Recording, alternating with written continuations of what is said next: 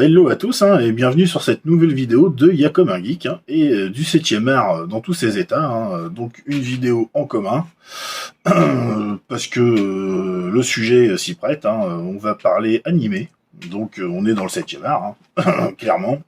Et puis Y'a comme un geek qui essaye de se concentrer sur la culture visuelle, on est aussi dans le sujet, donc autant faire profiter les deux groupes de la vidéo.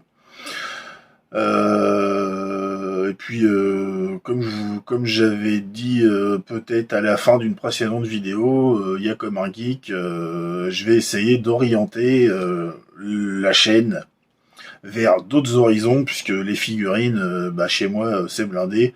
Alors, à moins de vous faire des rétro-reviews de figurines qui sont sorties déjà il y a un moment, ça va être ça, ou mes prochaines sorties vont pas être imminentes, puisque c'est des précommandes, et puis vous savez, si vous êtes collectionneur, les précommandes, on peut attendre 6 mois, on peut attendre 1 an, on peut attendre 2 ans, on peut même attendre plus. Regardez, le Arthur Morgan de chez Lim Toys, c'était quasiment 3 ans.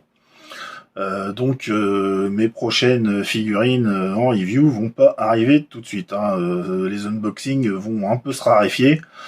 Voilà, je fais avec les arrivées. Je ne suis pas comme certains youtubeurs qui reçoivent, qui peuvent se payer 50 000 figurines dans des pièces de 300 mètres carrés. J'en suis pas là. Moi, je vais avoir un maximum de 10 Detolf. Bien rempli dans mon appartement, et ça sera tout. Je n'irai pas au-delà. Donc ça va très vite se raréfier. Donc ouais, peut-être vous parler plus de bande dessinée, de comics, de manga, de franco-belge, d'animé, de films d'animation. Qu'on reste dans le visuel, de trucs un peu geek peut-être. Donc aujourd'hui, je voulais vous parler de l'animé Goblin Slayer, qui est adapté d'un roman de Kagyu Kumo, qui est aussi adapté en manga. Donc dessiné par un duo, par Kurose Kosuke et Kanatuki Noboru, que je ne connais absolument pas. Donc j'ai découvert les deux artistes par Goblin Slayer. Donc j'ai regardé l'animé, ça m'a bien plu, puis après je me suis un peu renseigné sur le manga. J'ai lu le premier tome. Voilà. Donc on est sur du seinen, dans un univers de dark fantasy. Donc un univers très sombre qui rigole pas. On a quand même c'est quand même très violent.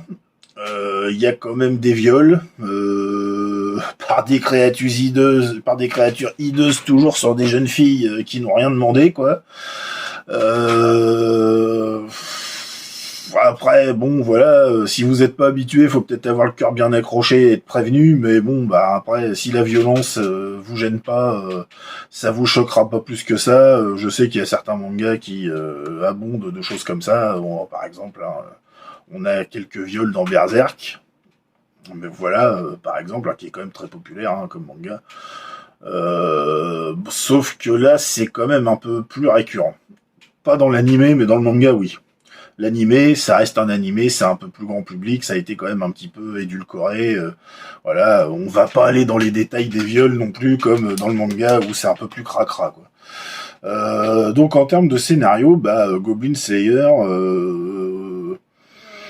nous raconte l'histoire d'une jeune prêtresse qui vient dans une guilde pour chercher une mission, et elle est toute seule. Donc du coup, sur place, elle va rencontrer un groupe d'aventuriers très classique. Donc on a la nana super prout qui vient d'être fraîchement diplômée de son école de magie, mais qui est juste première classe, mais elle se la pète comme pas possible. On a 2 amis d'enfance. Donc il y en a un, c'est un garçon bagarreur, certainement un paladin ou un chevalier, il se bat avec une épée. La deuxième, c'est une fille hein, qui est experte en arts martiaux. Hein, et puis bah on a notre fameuse prêtresse hein, qui est là pour soigner le groupe. Bon, bah, voilà, eux ils ont pas de soigneuse, donc bah il leur faut quelqu'un au cas où il y a un petit bobo sur la route quoi. Donc ils prennent une mission basique d'aller tuer des gobelins dans une caverne quoi, un truc de newbie hein, on a tous pu faire dans le livre dont vous êtes le héros ou des JDR papier, voire même des MMO maintenant ou des JDR en jeu vidéo, hein, la quête de base. La quête de base, quoi. Voilà, il y a rien d'autre à dire. Et eux, ils se disent, bon, on va y aller, hop, les doigts dans le nez, vite fait, bien fait, puis on revient, quoi. Hein. Voilà, de l'or facile, hein, pour upgrader un peu l'équipement et puis se faire une bonne bouffe le soir, quoi.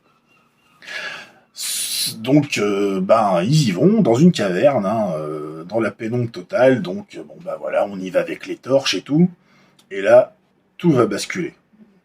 C'est-à-dire qu'on serait dans un shonen. Voilà, ils auraient fait leur quête, ça se serait passé pépère. Mais bon, là, on est dans un seinen et ça foire merveilleusement quoi. C'est-à-dire que avec leur torche, bah ça émet de la lueur, mais ça n'éclaire pas tout, donc il y a des coins de pénombre où les gobelins les prennent à revers sans qu'ils les entendent. Voilà. Le mec est venu avec une épée longue dans une caverne. Il y a des interstices de roches qui sont plus longs, enfin voilà, une caverne c'est boursouflé, c'est pas nivelé quoi. Donc il a une épée longue, à un moment il va taper contre un rocher, il va se retrouver désarmé. Et là il est sans défense, donc du coup il se fait buter. Les gobelins ils sont vicieux, ils sont rusés, ils sont pourris et en plus ils se servent des femmes, en gros des jeunes, des groupes d'aventuriers débutants comme eux, qui se la pètent et puis qui pensent réussir comme si de rien n'était, pour se reproduire. Donc leur truc c'est ils chopent les femmes et ils les violent, voilà, pour faire des enfants. Voilà, donc il y a un petit viol. Il y a un petit viol pas sympa sur la petite karatéka quoi. Alors ça peut encore être assez soft quand on regarde l'animé, quand on regarde le manga c'est déjà plus sévère. Hein. Donc il reste plus que la prêtresse de vivante hein, qui est là recroquevillée à terre en train de se pisser dessus, baignant dans son urine et puis là arrive d'un pas lourd un espèce de chevalier tout en argent. Avec une épée courte, lui, un bouclier, et puis il te fait un massacre sur les gobelins. Il sauve la jeune prêtresse, et puis très vite on s'aperçoit que il les connaît très bien les gobelins, il sait comment ils agissent, il sait comment ils réfléchissent, et il arrive à contrecarrer leurs ruses, les pièges, et voire même à les prendre à défaut, quoi, dans leur propre habitat. Donc le gars a l'air de connaître son boulot, voilà. Et il se fait appeler le Crève-Gobelin, hein, ou le Goblin Slayer, voilà. Donc on est sur un univers, voilà pour le petit résumé, quoi. Donc après, hein, il va y avoir des aventures.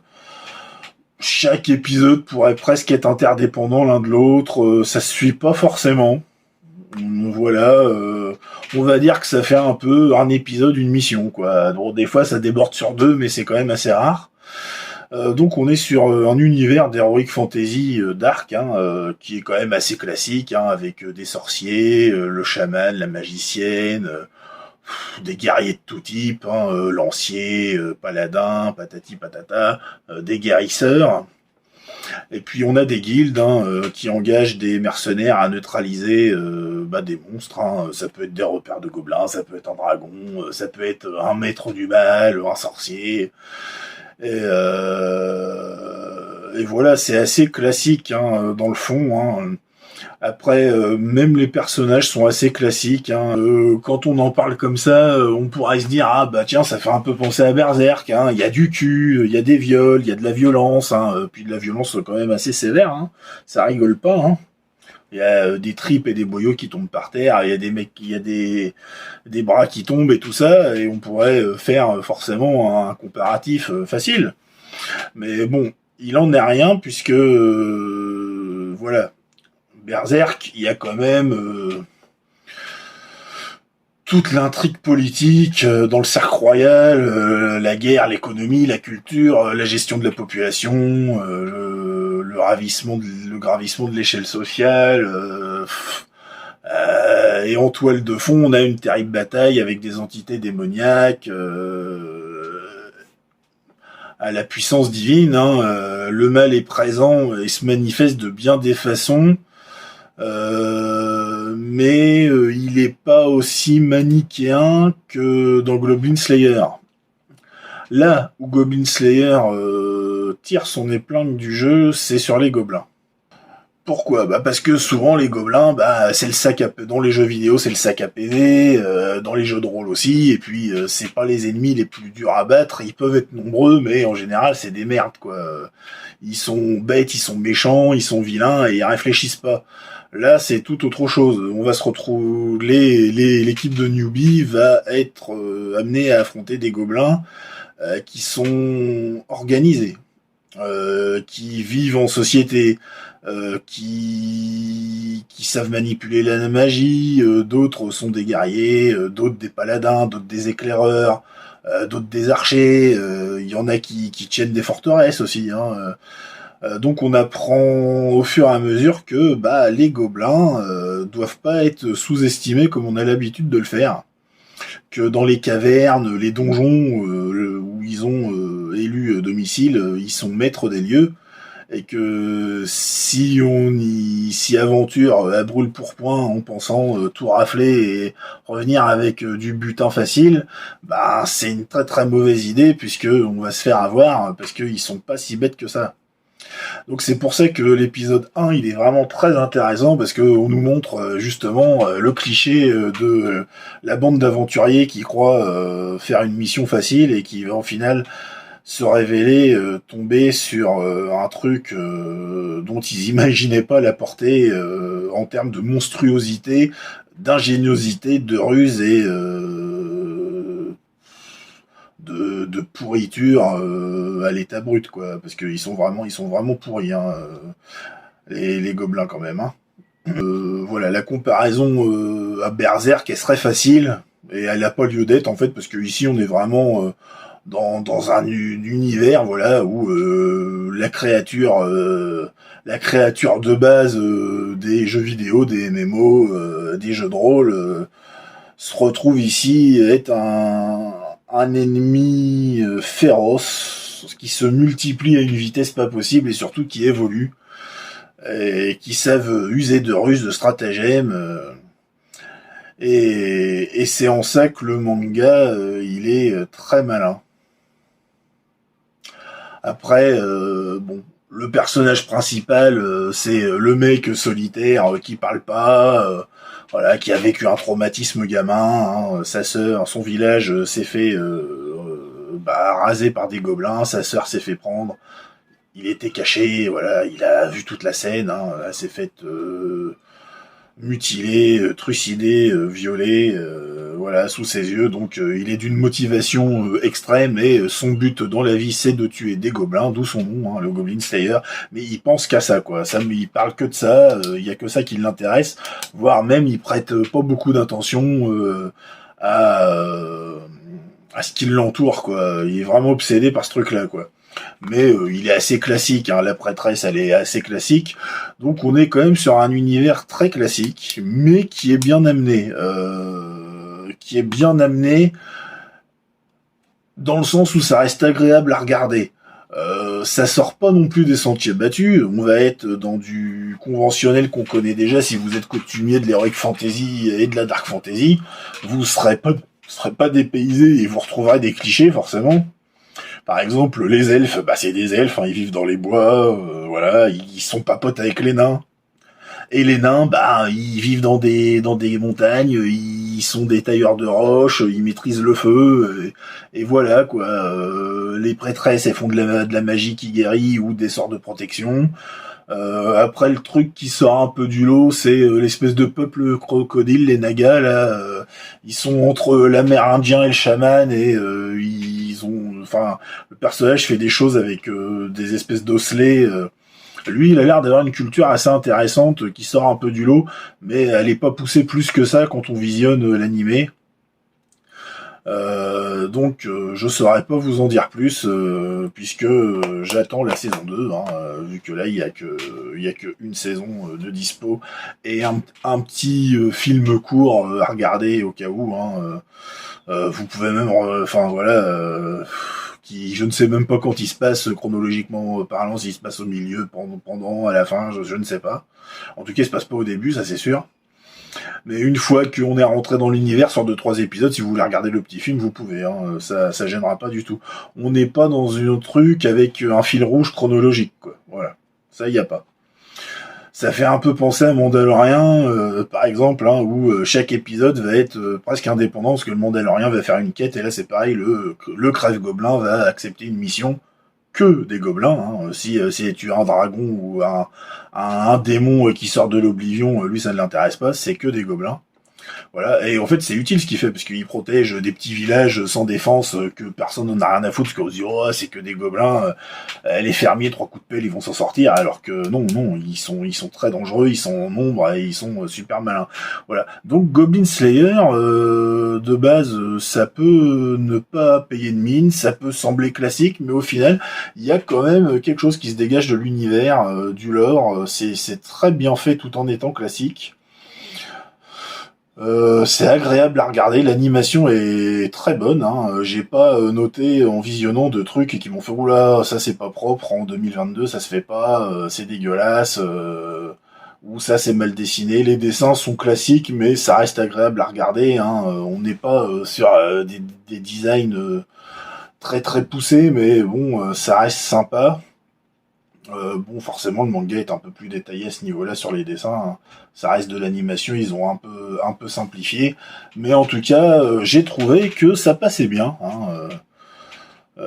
Ça se laisse regarder, hein. Je me suis fait embarquer dans l'univers sans m'y attendre, en fait, et j'ai vraiment hâte de regarder la suite, quoi. Donc, si jamais vous êtes coutumier de la dark fantasy, de l'heroic fantasy, que vous aimez bien le genre, bah écoutez, à l'occasion, essayez Goblin Slayer, et puis bah vous me direz, hein, si je vous ai fait une recommandation qui a été utile. Alors, pour les prochaines vidéos, on va partir toujours sur de l'animé. Donc ça sera d'abord l'adaptation du jeu Shenmue de Yu Suzuki, hein, qui était sorti sur Dreamcast. Voilà, il y a eu l'animé qui a été fait par Adult Swim et Crunchyroll, hein, donc il est dispo sur la plateforme Crunchyroll. Donc j'ai regardé ça, voilà, donc je vais vous faire une petite review, et puis après je partirai certainement sur quelque chose qui me fait bien plaisir, ça va être Bastard. On va encore être dans la dark fantasy, comme vous voyez, j'aime vraiment ça. Voilà, Bastard, un manga des années 90 qui était ouf, quoi, avec un personnage salaud, avec un héros salopard comme pas possible. Alors pareil, hein, on va être sur un univers très dark, avec des femmes dénudées, des machins, encore du classique, mais celui-là, il se démarque un petit peu. Il y a une petite originalité que Goblin Slayer va pas avoir. C'est pas pareil, voilà.